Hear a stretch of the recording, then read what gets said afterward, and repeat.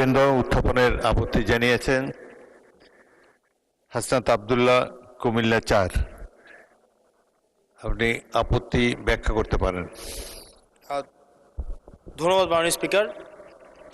মাননীয় স্পিকার, আজকে যেই বিলটি উত্থাপন হয়েছে, জুলাই গণঅভ্যুত্থানে অংশগ্রহণকারীদের সুরক্ষা ও দায় নির্ধারণের লক্ষ্যে যে বিলটা আনা হয়েছে, সেই বিলে যদি আমরা দেখি, এখানে কমিশন বলতে জাতীয় মানবাধিকার কমিশনকে বোঝানো হয়েছে এবং এখানে ২-এর ঘতে সংজ্ঞার মধ্যে আমরা যদি দেখি, বিশৃঙ্খল পরিস্থিতির অপরাধমূলক অপব্যবহার, এটার ব্যাখ্যাটা দেওয়া হয়েছে রাজনৈতিক প্রতিরোধের পরিবর্তে সংকীর্ণ ও ব্যক্তিগত স্বার্থে সংঘটিত যে হত্যাকাণ্ডগুলো হয়েছে এটাকে একভাবে দেখা হবে। আর আরেকটা হচ্ছে গণতান্ত্রিক ব্যবস্থা পুনরুদ্ধারের উদ্দেশ্য যেই কার্যাবলীগুলো সংগঠিত হয়েছে সেটাকে একভাবে দেখা হবে। মাননীয় স্পিকার, প্রবলেমের জায়গাটা সেটা হচ্ছে সংকীর্ণ ও ব্যক্তিগত স্বার্থে যে ধরনের সংগঠিত হত্যাকাণ্ড হয়েছে সেটাকে কে ডিফাইন করবে, সেটাকে কিন্তু ডিফাইন করবে এই আইন অনুযায়ী জাতীয় মানবাধিকার কমিশন। অর্থাৎ এই ইনডেমনিটিটা জাতীয় মানবাধিকার কমিশনের উপরে নির্ভর করবে। এবার এই জাতীয় মানবাধিকার কমিশনের যে অধ্যাদেশ সেটা কিন্তু ইতিমধ্যে ল্যাপস করে দেওয়ার প্রস্তাব দেওয়া হয়েছে। এখন এই জাতীয় মানবাধিকার কমিশনটা এটা যে ২০০৯ সালের অনুযায়ী যদি চলে, তাহলে সেটা কিন্তু পুরোপুরি সরকার নিয়ন্ত্রিত একটা মানবাধিকার কমিশন। যেই মানবাধিকার কমিশন বিরোধী দল ও মতকে দমনের জন্য ব্যবহার করা হয়েছে, ভিকটিম ব্লেমিংয়ের জন্য ব্যবহার করা হয়েছে, যেই মানবাধিকার কমিশন গুম খুনের বৈধতা উৎপাদন করা হয়েছে। মাননীয় স্পিকার, এই মানবাধিকার কমিশনকে যদি আমরা মন্ত্রণালয়ের অধীনে রাখি এবং ওই মানবাধিকার কমিশনের মধ্য দিয়েই যদি আমরা জুলাই গণ অভ্যুত্থানের এই কার্যক্রমগুলোকে বিচারের এবং নিরীক্ষণের দায়িত্ব দেওয়া হয়, সেক্ষেত্রে এই নিরীক্ষণ কিন্তু প্রশ্নবিদ্ধ হবে। এছাড়াও আমরা যদি দেখি সাংবিধানিক প্রতিষ্ঠানগুলোকে যেভাবে নগ্নভাবে দলীয়করণ করা হচ্ছে, ইতিমধ্যে বাংলাদেশ ব্যাংকে যেভাবে দখল করা হয়েছে, যেভাবে বিসিবিকে যেভাবে এখন আর বাংলাদেশ ক্রিকেট বোর্ড এটা নাই, এটা হয়ে গেছে হচ্ছে বাপের দোয়া ক্রিকেট বোর্ডে পরিণত হয়েছে, যেভাবে দখল করা হয়েছে বাপের দোয়া ক্রিকেট বোর্ড।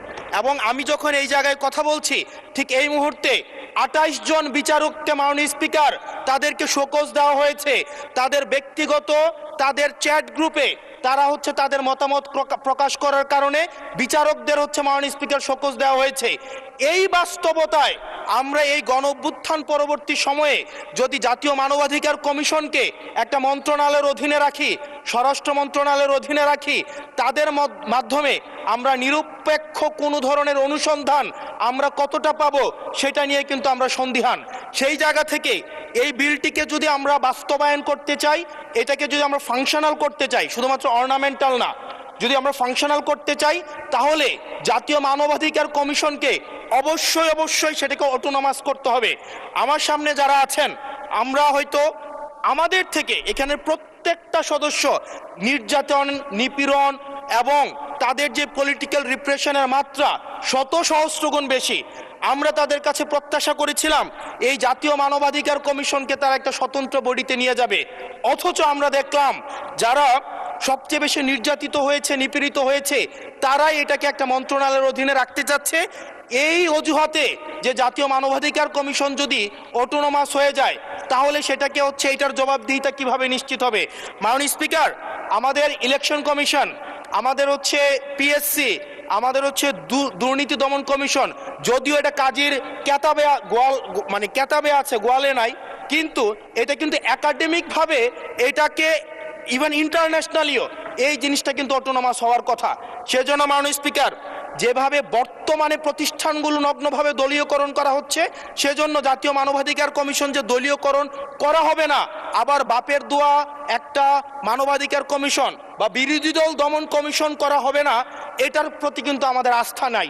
সেই জায়গাটা থেকে আমরা এই আপনার মাধ্যমে আমাদের মাননীয় স্বরাষ্ট্রমন্ত্রী সহ আমাদের মাননীয় স্বরাষ্ট্রমন্ত্রীর কাছে অনুরোধ থাকবে, এই বিলটা কাছে অনুরোধ থাকবে, এই বিলটা পাশ করার আগে যেন জাতীয় মানবাধিকার কমিশনের আমরা এটা যেন ইভেন উনার দলেরও একজন মাননীয় সংসদ এই বিষয়ে বক্তব্য দিয়েছেন এবং উনি পয়েন্ট বাই পয়েন্ট এই বিষয়গুলোকে ব্যাখ্যা করেছেন। যদি জাতীয় মানবাধিকার কমিশন দলীয়করণ করা হয়, দিন শেষে গুম খুন থেকে শুরু করে আমাদের এই জুলাই ইনডেমনিটি, এইটা দিন শেষে হচ্ছে যে পেপারেই থেকে যাবে, এটা দিন শেষে বাস্তবায়ন। এই বিলটা পাশ হওয়ার আগে আমাদের জাতীয় মানবাধিকার কমিশনের এই বিলটা হচ্ছে সুরাহা হওয়া, নিষ্পত্তি হওয়া জরুরি। না হয় বিসিবির মতো আমরা আবার বাপের দোয়া কমিশন দেখতে পাবো, আমরা হচ্ছে বাংলাদেশ ব্যাংকের মতো আবার দলীয়করণ দেখতে পাবো, আমরা বিশ্ববিদ্যালয়গুলোকে যেভাবে এক ধরনের দলীয়করণ করা হয়েছে আমরা সেটা ধন্যবাদ। দেখতে পাবো, আমরা বিচার বিভাগকে আবার যেভাবে এখন ভয়ের মধ্যে নিয়ে যাওয়া হচ্ছে। ধন্যবাদ মাননীয় সদস্য।